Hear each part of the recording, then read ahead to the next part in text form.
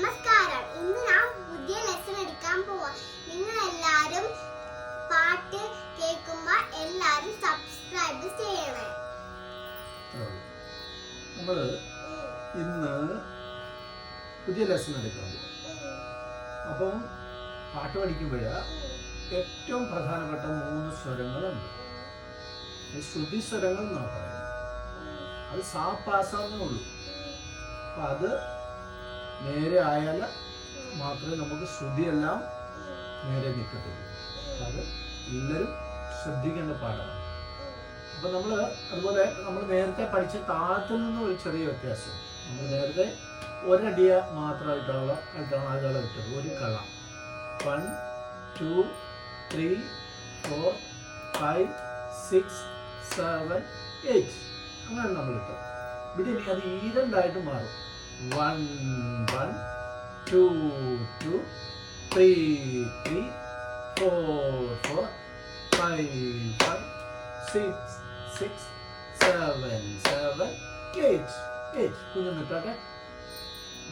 കാലിട്ടെ 1 1 2 2 3 3 4 4 5 5 6 6 7 7 8 8. Okay. അപ്പോൾ ഇതിന് 2 കള എന്ന് പറയും. ഈ 1 മാത്രം 1 1 കിട്ടുന്ന ഒരു കളയും 1 1 എന്ന് നമ്മൾ 2 പ്രാവശ്യം പറഞ്ഞ് 2 കളയും എന്ന് പറയും. ഓക്കെ. അപ്പം നമുക്ക് ശ്രുതിസ്വര വരിശ ഒന്ന് പാടി നോക്കാം. സാ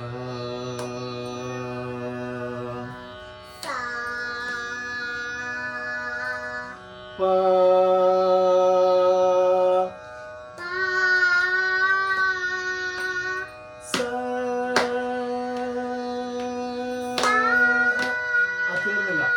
തീർന്നില്ല. അച്ഛൻ പാടി കഴിഞ്ഞിട്ട്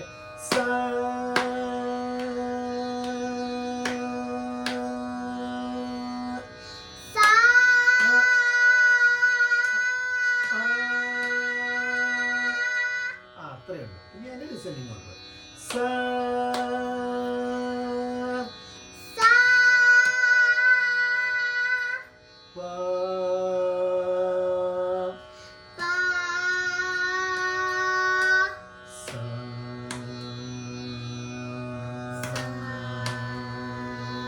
അത്രയുണ്ട്.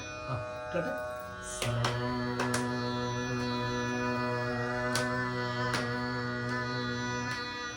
ഓക്കെ. ഒന്നാമത്തെ ശ്രുതിസ്വര വരിശയാണ്. ഇന്ന് ഇത്രയും മതി. ഓക്കെ. നമസ്തേ.